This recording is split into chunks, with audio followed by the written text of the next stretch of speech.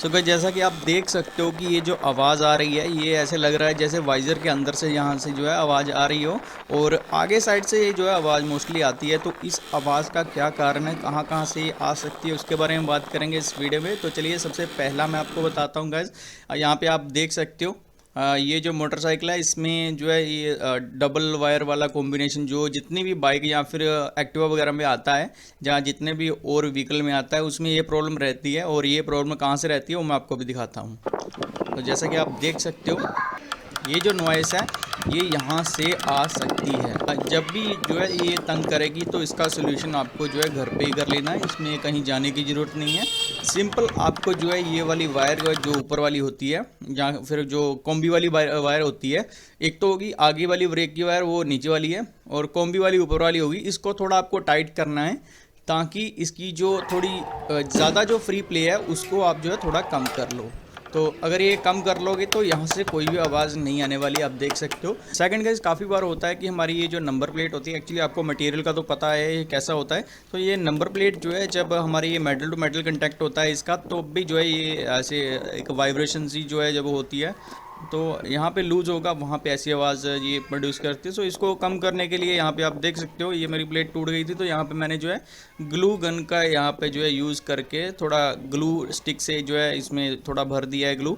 तो अभी ये जो है कोई भी यहाँ से जो है आवाज़ नहीं आती। नहीं तो क्या है कि कभी कभी हमारी जो नंबर प्लेट होती है वही इतना खड़खड़ाती है कि हमें पता ही नहीं चलता कि आगे से खड़खड़ा क्या रहा है। तो नंबर प्लेट भी एक बार जो है आप चेक कर लीजिएगा।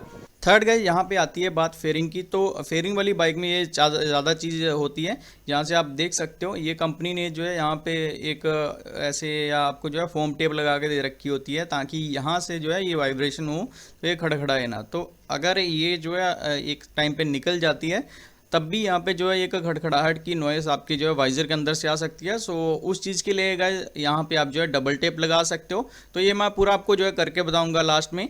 फोर्थ गाइस यहाँ पे आप देख सकते हो कुछ रबर सील रहती है, जैसे कि आप ये देख सकते हो ये जो हेडलाइट का असेंबली रहता है जिसपे माउंट ये जो है यहाँ पे रबर लगी रहती है। सो ये रबर सील का क्या काम होता है कि इसको जो है वाइब्रेशन को ये जो है कम करती है। तो इसके लिए क्या है कि काफ़ी टाइम जब 5 साल बाद जो है बाइक का टाइम के बाद जो है ये घिस जाती है रबर, तो इसको भी हम जो है रिप्लेस करेंगे। तो जैसा कि गाइस आप देख सकते हो ये मैंने जो है ये परचेज़ कर लिया है इसका सभी ये मटेरियल।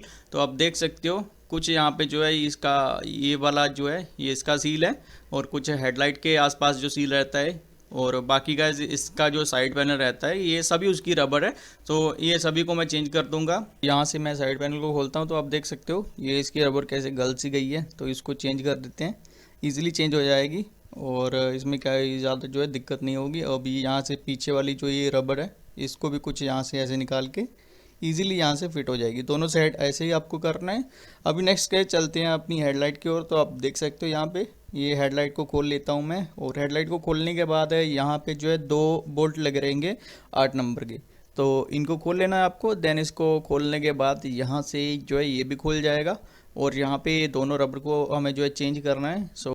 तो क्या इसकी जो दोनों रबर है इसको आपको ऐसे खोल के और इसकी जगह पे जो है आपको नई वाली जो रबर है उनको लगा देना है। तो नई वाली रबर को लगाना काफ़ी इजी है, सिंपल आपको ऐसे पुश करके इसको लगा देना है और इसको जो है वापस से थोड़ा ऊपर करके इसको फिटिंग कर देनी है इसकी। और इसके बाद जो ऊपर से 8 नंबर के हमने जो है ये बोल्ट खोले थे इनको वापस से लगा देना है।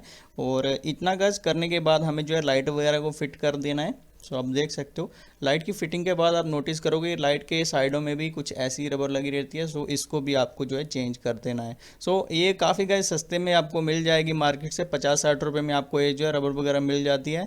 तो ये आपको जो है रिप्लेस कर देनी है। देन उसके बाद यहाँ पे डबल साइडेड टेप लगा देनी है आपको वाइज़र पे, या फिर जो है मीटर के यहाँ पे भी आप जो है लगा सकते हो। तो डबल टेप लगाने के बाद जो है हम इसकी जो है फिटिंग कर देंगे। देन अभी गाइस हम इसकी जो है टेस्ट ड्राइव लेंगे कि वो वाली आवाज़ जो अभी आती है या नहीं।